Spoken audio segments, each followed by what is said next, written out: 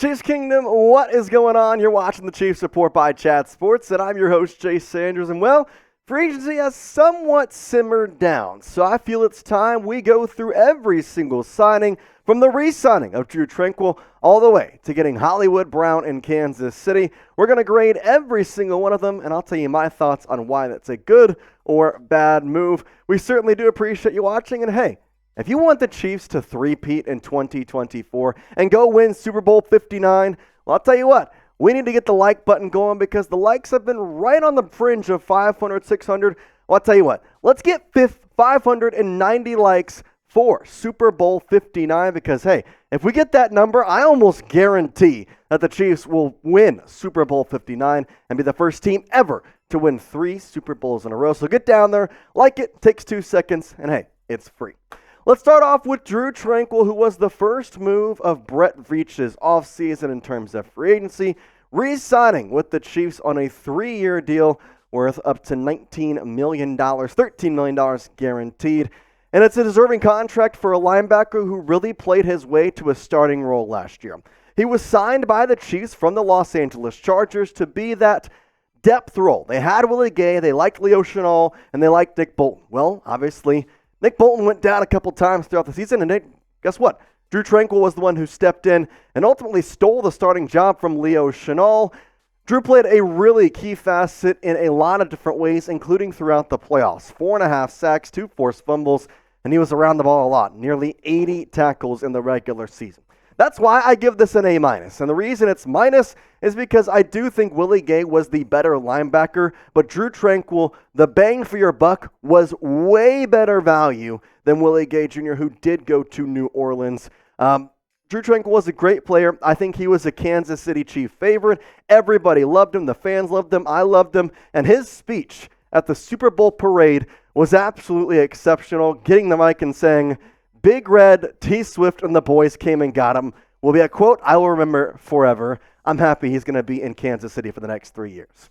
This was followed by the biggest move in my mind of all of the free agency moves for the Kansas City Chiefs, re-signing Chris Jones to a big 5-year contract nearing $160 million. This is by far the biggest signing of all of them that we're going to talk about today because it was the one that brought Kansas City's star defensive player, the Patrick Mahomes of the Chiefs defense, staying in KC. And it was a long-awaited move. There was the holdout last year. There was a bunch of other things. But you get, in my opinion, the best defensive tackle in football, and I don't think it's close now, especially with Aaron Donald announcing his retirement.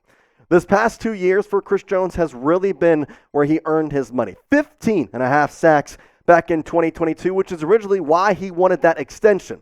Well, he didn't get it, held out the 1 game, got some incentive bonuses, had 10.5 sacks through 16 games, played great throughout the postseason, and was able to get that big contract that he was hoping for in the last offseason this year.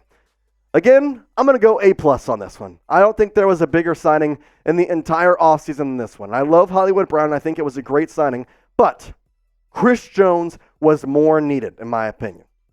He's the leader of this defense. You could tell during the Super Bowl, he was the one who kept this team calm, composed, and collected.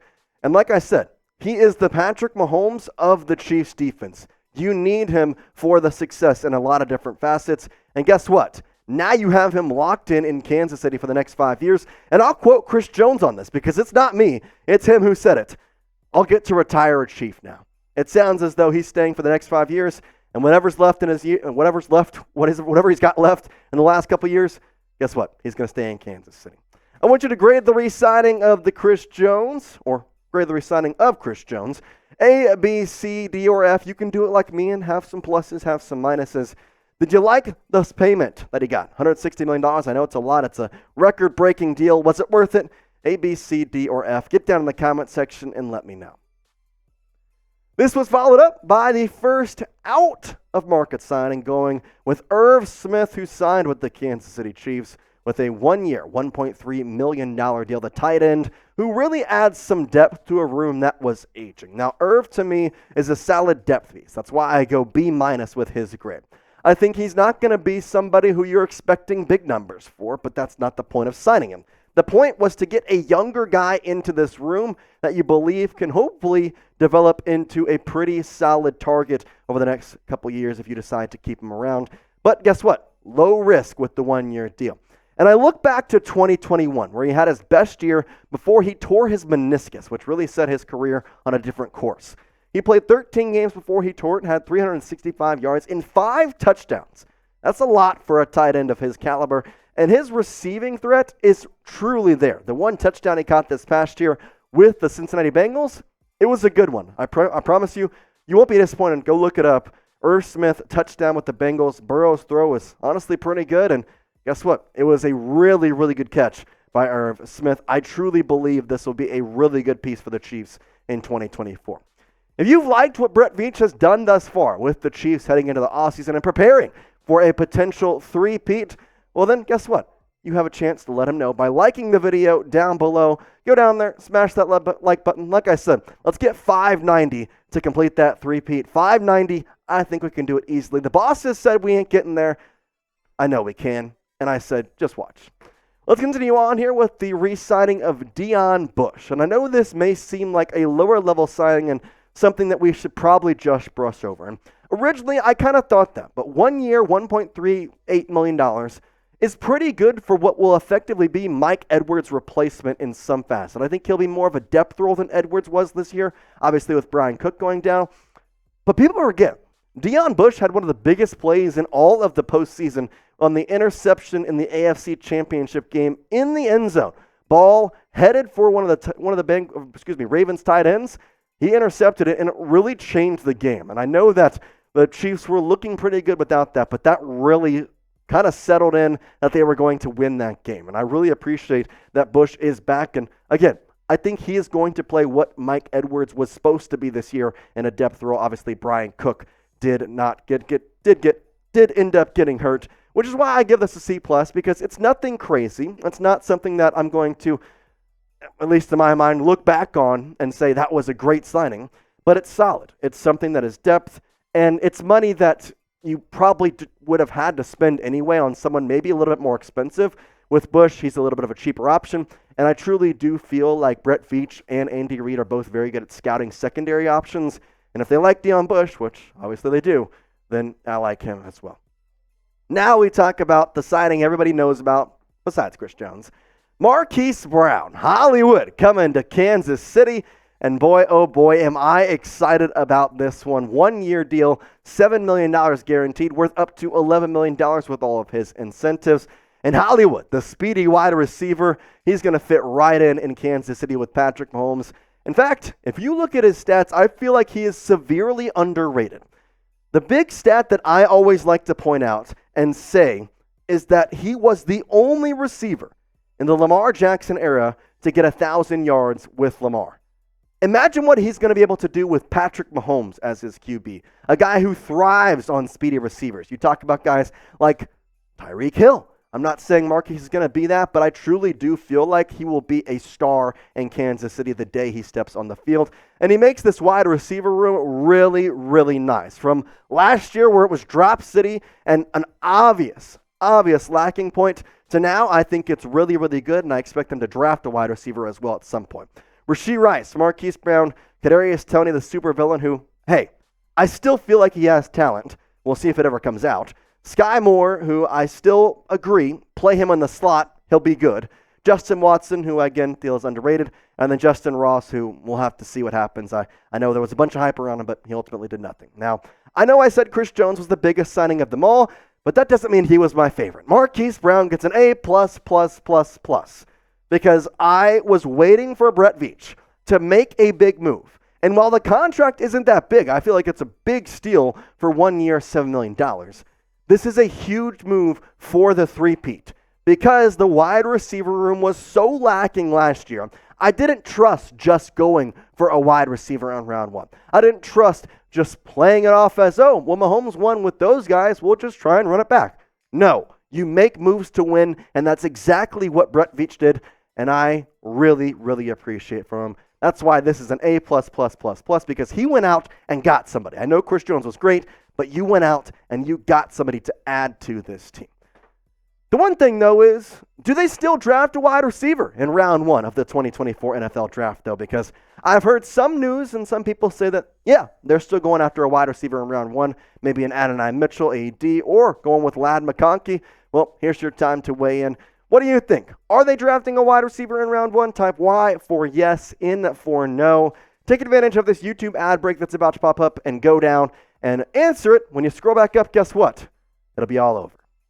Mike Pennel Jr. was the one that followed all these signings, and I think he's a big one for a lot of different reasons. He played well in the Super Bowl. I think that people undervalue what he did. He was the guy who was putting pressure on Brock Purdy, and he was a defensive tackle that really filled in for a line that was struggling as Derrick Nnadi, who also re-signed with the Chiefs. He was out in the Super Bowl. So Mike Pennel, a big signing, 1 year, $1.21 million. I mentioned Derrick Nnadi. He also did re-sign with the Kansas City Chiefs. Don't have the full details yet as his agency announced it. Still kind of waiting on that. And then Tershawn Wharton, who I really like, Turtle, as they call him in KC.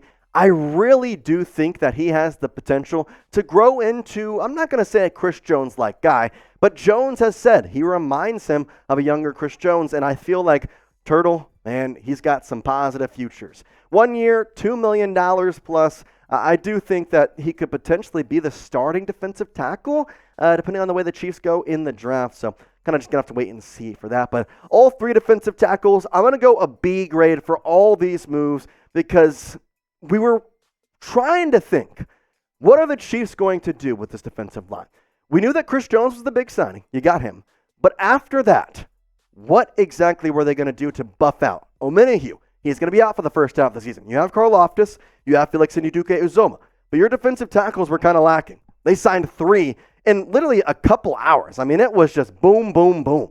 Well, now your defensive line's starting to heat up a little bit.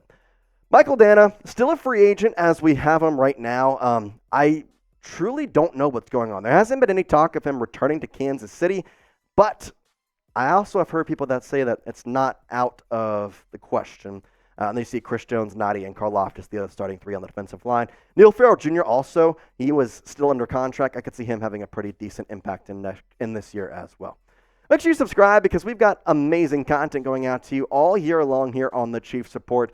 And I promise you, you're not going to find better Chiefs coverage than right here. We're putting out videos in our cars when breaking news happens. And guess what? If anything big happens, you want to know right away, we got you covered. Make sure you join us today, youtube.com/ChiefsTV. All right, one of the latter signings, but I still feel like it's important to talk about. James Winchester, the long snapper, re-signing with the Kansas City Chiefs on a 1 year, $1.37 million deal. And hey, you need these guys to have a full team, and Winchester has been a big one for the Chiefs for the past decade now. I'm going to B because this guy is going to be great. I really feel like there was a lot of long snappers in this league that maybe you could have been able to get, but at the same time, we see a lot of different people go throughout this thing, and we don't really take into account the value they bring. Winchester is that guy. He is the one who was able to go throughout this entire career, now 10 years with the Chiefs. And I don't know about you, I don't really remember a botched snap. I don't really remember anything about a missed snap with a punter going over his head, or something with Harrison Butker's timing going off. Winchester, again, continues to just grow and grow and grow, and I feel as though Winchester is one of the better long snappers in the entire NFL, and I truly, truly am glad he is back with the Chiefs on the 1 year deal. We'll have to wait and see kind of what happens, but that's the way it goes. Now, if we continue on to the Chiefs' losses here, we can kind of see that there's a couple guys that are going to be out of the way. Now, Nick Allegretti went to Washington.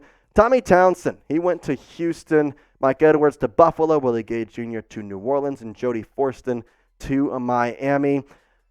Not big losses in a lot of ways. Nick Allegretti, I mean, he put on an absolute show in the Super Bowl, tearing his UCL and still playing through it. Willie Gay Jr. Going to New Orleans, again, you re-signed Tranquill. So after that happened, you really did expect that they were not going to re-sign Willie Gay. He was just going to be too high a price. Mike Edwards, again, it's unfortunate, but that's the way it goes. Jody Forston was kind of interesting, though, to go to Miami. Appreciate you watching. As always, Chiefs, can you make sure you're hitting that like button? And, man, it's a good time to be a fan of the Chiefs. 3-peat incoming. After these moves, I certainly do think so. We appreciate you, but for now, Chiefs Kingdom, peace out.